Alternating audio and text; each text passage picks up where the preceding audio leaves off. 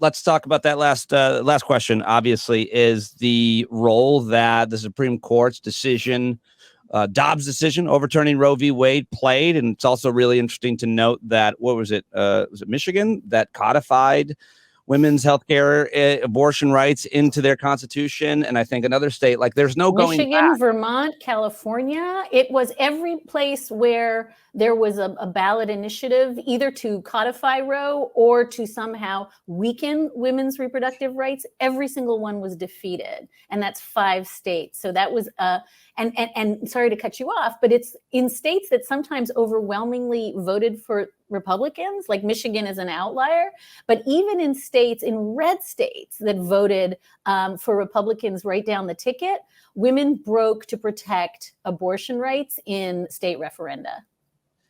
What does that say to you about where we're at now on this issue? There's Mark Joseph Stern tweeting, this election cemented abortion rights in Kansas. That's the one. Yep. I was thinking a pro-choice state Supreme Court justices won their retention elections, as did Democratic Governor Laura Kelly, who can fill any vacancies with more pro-choice justices. Hard to see, he writes, how Kansas moves backward on abortion now. Do you agree with your colleague? I completely agree. And I think that these state Supreme Court races are so essential. And, Michigan, we're seeing now, having swept higher office and passed their Proposition 3, which is going to codify Roe.